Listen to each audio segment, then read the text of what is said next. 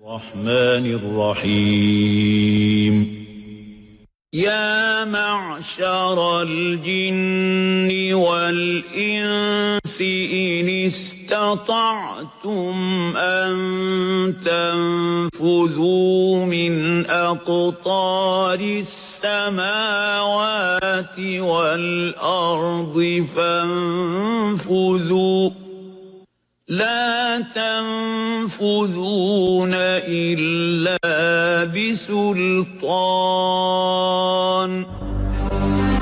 Hai golongan jin dan manusia, jika kamu sanggup menembus melintas penjuru langit dan bumi, maka tembuslah, kamu tidak akan mampu menembusnya, kecuali dengan kekuatan dari Allah. Pencapaian manusia dalam teknologi seringkali diawali dengan imajinasi, seperti halnya mimpi manusia untuk tinggal di planet lain. Padahal bumi sudah diciptakan Allah Subhanahu wa Ta'ala demikian sempurna. Apalagi yang manusia cari? Apakah lupa akan tugasnya sebagai khalifah di muka bumi?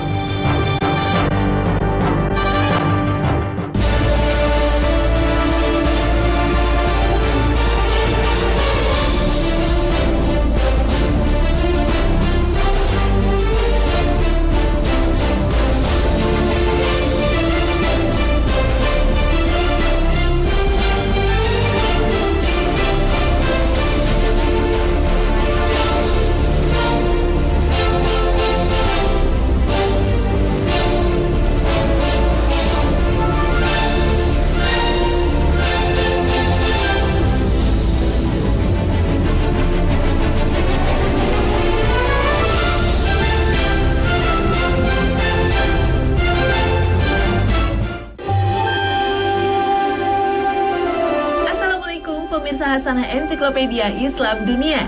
Pagi ini kami hadir kembali dengan serangkaian informasi untuk Anda. Kemajuan teknologi semakin membawa gairah manusia untuk bereksplorasi dan membangun peradaban. Meski bumi masih cukup dan mampu menampung manusia untuk hidup di dalamnya, semangat untuk menemukan dunia baru menjadikan planet tetangga, yaitu Mars, sebagai bumi versi keduanya. Adanya eksplorasi dan penelitian di planet Mars tentang sumber-sumber penunjang kehidupan seolah menjadi angin segar bagi mereka yang berharap dapat tinggal di sana. Wujud dari harapan itu, salah satunya adalah Project Mars One, sebuah perusahaan asal Belanda untuk misi pengiriman awal ke Mars berencana mengirimkan astronot ke planet merah pada tahun 2023. Hambatan serius pertama adalah soal adaptasi astronot ketika mendarat serta dukungan sumber kehidupan di Mars. Lingkungan Mars memiliki gravitasi terbatas. Kekuatannya hanya 38% gravitasi bumi. Kondisi ini menyebabkan perubahan fisiologis astronot secara menyeluruh seperti kepadatan tulang, kekuatan otot, dan sirkulasi penjelajahan yang jadi terbatas. Dan masalah kedua yang tidak kalah serius adalah para astronot harus mengucapkan selamat tinggal pada keluarga dan teman-temannya di bumi. Karena Mars One tidak menjamin astronot bisa kembali. Agar misi sukses kembali ke bumi, astronot tentu membutuhkan roket yang dirakit secara lengkap dan canggih yang dapat menghempaskan astronot dari medan gravitasi Mars.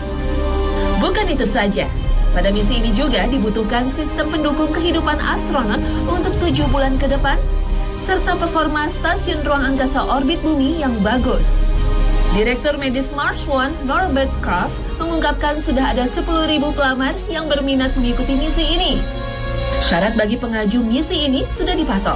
Calon astronot harus punya daya tahan yang tangguh, punya kemampuan beradaptasi, rasa ingin tahu, dan percaya pada kemampuan akal. Mereka juga harus berusia lebih dari 18 tahun. Diketahui dari 10.000 lamaran yang masuk, rentang usia pelamar berkisar 18 tahun sampai 62 tahun dengan berbagai motivasi. Untuk memulai proses pembentukan koloni penduduk, organisasi tersebut akan memulai proses perekrutan pada Juli 2013. Dengan rencana pembentukan koloni, pada Juli 2015, Mars One ingin memiliki 24 astronot yang disusun dalam 6 tim yang masing-masing berisi 4 orang. Tim tersebut kemudian akan menghadapi pelatihan selama 7 tahun, termasuk selama 3 bulan dalam replika dari koloni Mars.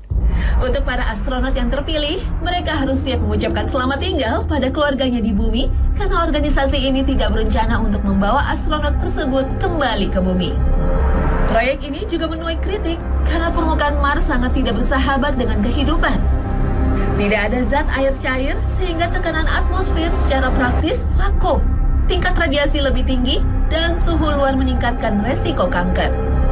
Belum lagi sistem kekebalan tubuh yang rendah.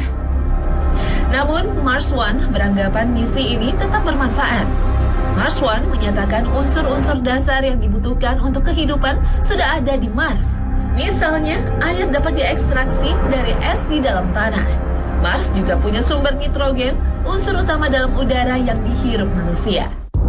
Sementara itu, Badan Antariksa Amerika Serikat NASA dan Badan Antariksa Eropa ESA bekerja sama untuk misi ExoMars di tahun 2016 dan 2018. Dan robot rover baru direncanakan akan diluncurkan tahun 2020, dibangun berdasarkan kesuksesan desain Curiosity, robot sebesar mobil yang menjelajahi permukaan planet Mars yang sudah sukses mendarat di Mars tahun 2012 lalu. Dan sekarang masih terus melanjutkan misinya untuk menemukan jejak kehidupan di planet Mars hingga 2 tahun ke depan. Usaha untuk mencari planet baru untuk ditinggali didukung oleh ilmuwan fisika Stephen Hawking. Dalam ceramah umum tanggal 18 April 2013 di Institut Teknologi California, ia beranggapan untuk menghindari kepunahan manusia dalam 1000 tahun mendatang, maka salah satu cara yang bisa ditempuh adalah berpindah ke planet merah yaitu Mars. Allah Subhanahu wa Ta'ala memang tidak melarang eksplorasi alam semesta ini. Bahkan dalam surat Al-Rahman ayat 33, Allah Subhanahu wa Ta'ala berfirman, "Hai golongan jin dan manusia, jika kamu sanggup menembus melintas penjuru langit dan bumi, maka tembuslah. Kamu tidak akan mampu menembusnya kecuali dengan kekuatan dari Allah." Semoga manusia tidak lupa akan fitrahnya, sebagaimana Allah Subhanahu wa Ta'ala menciptakan bumi dan menjadikan manusia sebagai khalifah di atas permukaannya. Ketakutan akan kepunahan manusia dalam pandangan Hawking harusnya tidak terjadi. Hanya Allah Subhanahu wa Ta'ala sajalah yang berhak menentukan kiamat dan berkuasa akan terjadinya kehancuran.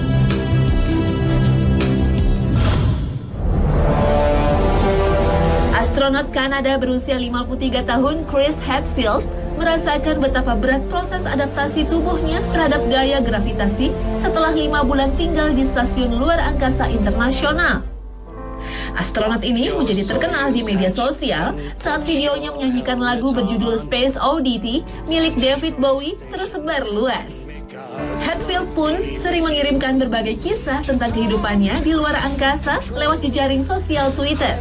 Meski sudah pernah melakukan 3 kali perjalanan luar angkasa, tak mudah bagi Hadfield untuk segera memulihkan kondisi tubuhnya yang seringkali pusing dan merasa lebih tua dari sebelumnya. Untuk proses pemulihan, ia mengenakan pakaian bertekanan di bawah bajunya untuk membantu sirkulasi darah agar tubuhnya terbiasa mengirim darah ke otak.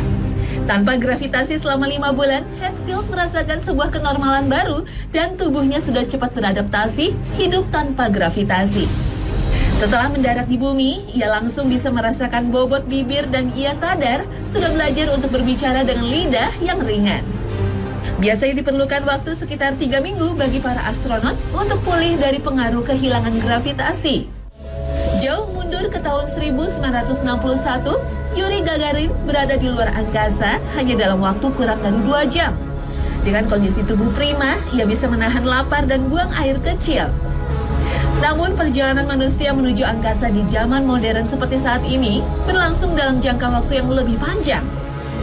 Kini astronot dapat bertahan hidup dan melakukan sejumlah penelitian dalam stasiun ruang angkasa. Di dalamnya memiliki sebuah sistem yang sangat kompleks dengan subsistem yang saling terkait. Meskipun begitu, hidup di stasiun ruang angkasa memiliki banyak hambatan dan adaptasi, terutama bagi mereka yang diharuskan menetap di sana dalam waktu panjang. Hal itu seperti masalah daur ulang sampah, tingkat radiasi yang tinggi, dan juga menghadapi gravitasi rendah yang bisa menyebabkan efek gangguan kesehatan. Meski harus banyak menyesuaikan diri, seorang astronot muslim ternyata dapat tetap melaksanakan ibadahnya, seperti sholat dan puasa. Contohnya adalah Syekh Muzaffar Sukhor, seorang astronot muslim berwarga negara Malaysia yang ikut bergabung dalam tim Soyuz dalam misi 10 hari keluar angkasa di Stasiun Antariksa Internasional atau ISS. Dr. Syekh Muzaffar Sukhor, pria yang sehari-harinya bekerja di sebuah rumah sakit, berhasil menyisihkan 11.000 pesaingnya. Ia akhirnya meluncur ke angkasa pada tanggal 10 Oktober 2007. Sesuai dengan keahliannya sebagai dokter bedah ortopedik, di luar angkasa ia menjalani eksperimen yang terkait dengan bedah tulang. Penelitian bukanlah satu-satunya misi Syekh Muzaffar di luar angkasa. Ia juga membawa misi religius yang sangat penting. Ia ingin melaksanakan sholat di luar angkasa sekaligus mengabarkan kepada dunia bahwa sholat adalah ibadah yang sangat agung. Ibadah yang tidak boleh ditinggalkan kapan dan di mana saja, termasuk ketika berada di luar angkasa. Bersama 3 astronot lainnya, ia mengangkasa selama 12 hari. Waktu itu umat Islam di bumi sedang menjalankan ibadah puasa. Sebagai orang Muslim, Syekh Muzaffar tetap menjalankan puasa, meski berada ribuan mil dari bumi. Ia mengaku berpuasa di langit jauh lebih nyaman dan khusyuk karena bisa melihat beragam tanda-tanda kekuasaan Allah Subhanahu wa Ta'ala di langit sekitarnya. Uniknya, penentuan waktu sholat, arah kiblat, imsak dan berbuka selama berada di sana tidak sama dengan di bumi. Karena stasiun antariksa mengelilingi bumi sebanyak 16 kali dalam 24 jam. Manusia dapat menyesuaikan tubuhnya di luar angkasa, namun tetap kondisi idealnya adalah hidup di bumi. Air yang melimpah, udara yang bebas untuk dihirup, dan sumber makanan yang melimpah. Bersyukurlah Allah Subhanahu wa Ta'ala tidak pernah berhenti memberikan rezeki dan nikmat hidup di dunia yang tidak pernah putus sedetik pun. Sesungguhnya jika kamu bersyukur, pasti kami akan menambah nikmat kepadamu. Jika kamu mengingkari nikmatku, maka sesungguhnya azabku sangat pedih. Al-Quran Surat Ibrahim ayat 7.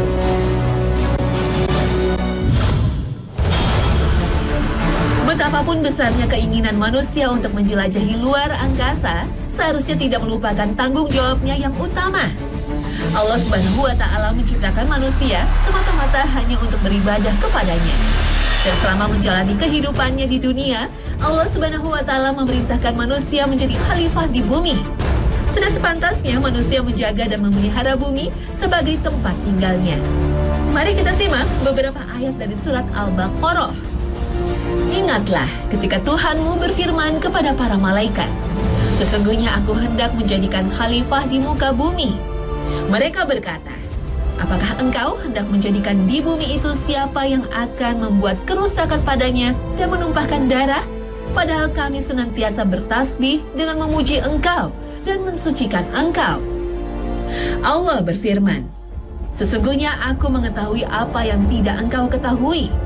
Dia mengajar kepada Adam nama-nama seluruhnya, kemudian memaparkannya kepada para malaikat, lalu berfirman, sebutkanlah kepadaku nama-nama benda itu, jika kamu orang-orang yang benar. Mereka berkata, Maha suci engkau, tidak ada yang kami ketahui selain dari apa yang engkau ajarkan kepada kami. Sesungguhnya engkaulah yang maha mengetahui, lagi maha bijaksana.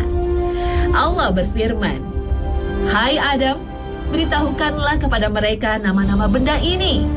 Maka setelah diberitahukannya kepada mereka nama-nama benda itu, Allah berfirman, bukankah sudah aku katakan kepadamu bahwa sesungguhnya aku mengetahui rahasia langit dan bumi dan mengetahui apa yang kamu lahirkan dan kamu sembunyikan. Al-Quran Surat Al-Baqarah ayat 30 hingga 33. Dalam tafsir Al-Maraghib dilihat secara tafsir mufradat, khalifah berarti pengganti, yaitu pengganti dari jenis makhluk yang lain atau pengganti dalam arti makhluk yang diberi wewenang oleh Allah Subhanahu wa Ta'ala agar melaksanakan perintahnya di muka bumi. Tasbih berarti menyucikan Allah Subhanahu wa Ta'ala dengan meniadakan sifat-sifat yang tidak layak baginya. Takdis berarti menyucikan Allah dengan menetapkan sifat-sifat kesempurnaan bagi Allah Subhanahu wa Ta'ala. Al-Asma adalah bentuk jamak dari ism. Secara harfiah, Al-Asma berarti mabihi yu'lam asyai, yakni sesuatu kata atau lambang yang dengannya diketahui sesuatu seperti benda, orang, dan sebagainya. Al-Inba berarti al-ikhbar, yaitu memberitakan atau mengabarkan sesuatu. Perkataan al-inba secara khusus dipergunakan dalam arti memberitakan sesuatu yang penting nilainya. Al-Alim berarti yang maha mengetahui segala sesuatu.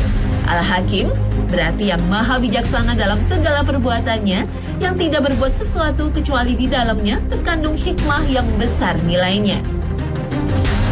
Sementara dengan menggunakan metode tafsir ijmali, Ayat tersebut di atas menjelaskan ketetapan Allah Subhanahu wa taala menjadikan manusia sebagai khalifah Allah di muka bumi.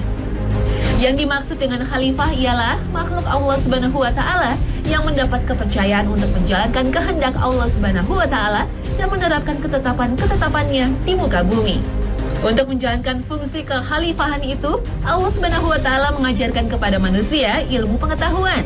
Dengan ilmu pengetahuan, manusia mempunyai kemampuan mengatur, menundukkan, dan memanfaatkan benda-benda ciptaan Allah Subhanahu wa taala di muka bumi sesuai dengan maksud diciptakannya.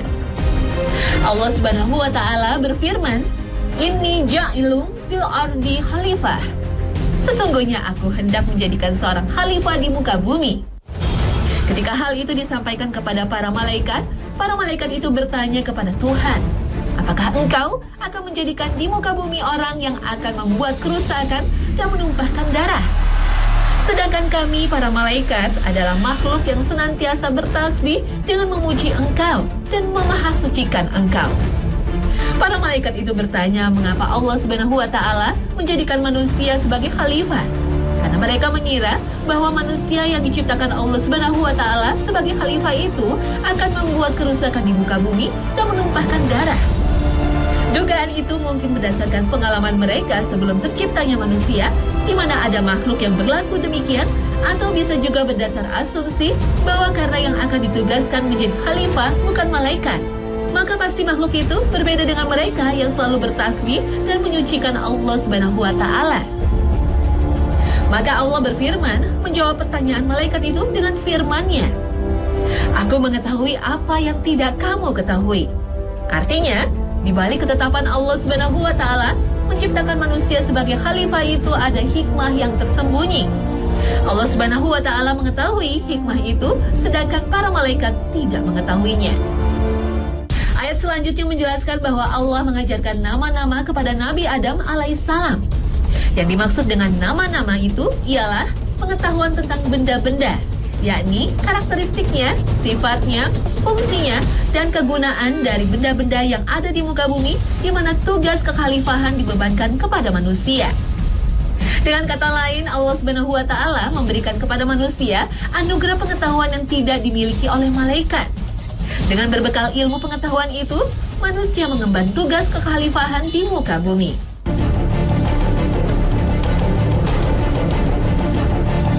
Al-Imam Ibnu Katsir rahimahullah mengartikan khalifah yaitu suatu kaum yang sebagian mereka akan menggantikan yang lain. Sebagaimana firman Allah Ta'ala, "Dan Allah menjadikan kamu manusia sebagai khalifah di bumi." Al-Quran Surat An-Naml ayat 62. Perhatikan juga firman Allah Ta'ala tentang suku Samud.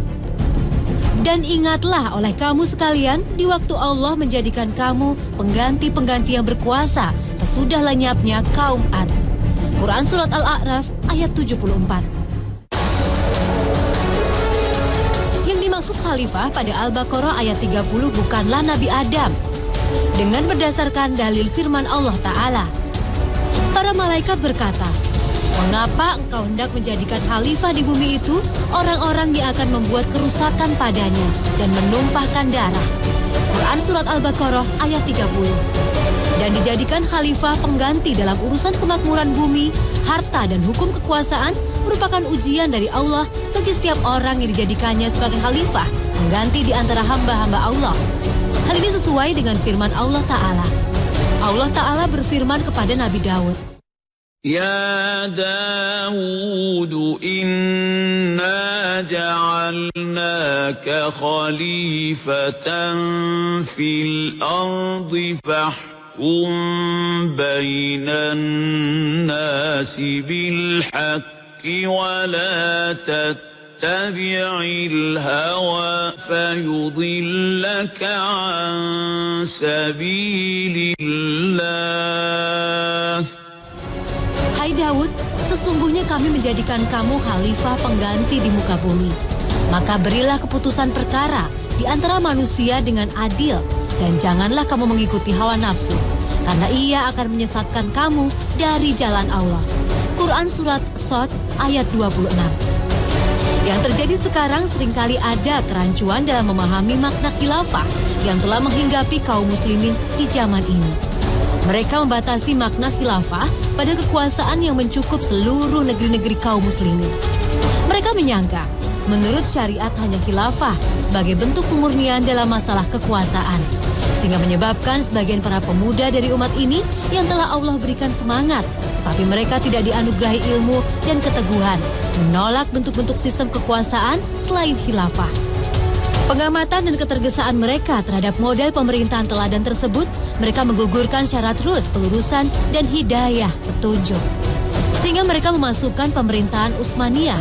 Padahal menurut sebagian ulama, pemerintahan itu tidak lurus dan tidak mendapatkan petunjuk sebagai khilafah syariah yang sesuai dengan syariat. Nabi Muhammad SAW telah menjelaskan bahwa khilafah nubuwah Rasyidah Mahdiyah berlangsung 30 tahun. Kemudian Allah akan memberikan kekuasaan kepada siapa yang Dia kehendaki. Hadis riwayat Ahmad, Abu Dawud, At-Tirmizi, dan Al-Hakim dengan sanad yang sahih. Dan khilafah Rasyidah Mahdiyah itu ialah kekuasaan Abu Bakar, Umar, Utsman, dan Ali. Semoga Allah meridhoi mereka dan menjadikan mereka ridho. Mereka adalah orang-orang yang diistimewakan oleh Nabi SAW dengan sabda beliau, "Hendaklah kamu berpegang pada sunnahku dan sunnah para khalifah yang lurus dan mendapatkan petunjuk setelahku." Hadis riwayat Ahmad, Abu Dawud nomor 4607, Tirmizi 2676, dan Ibnu Majah.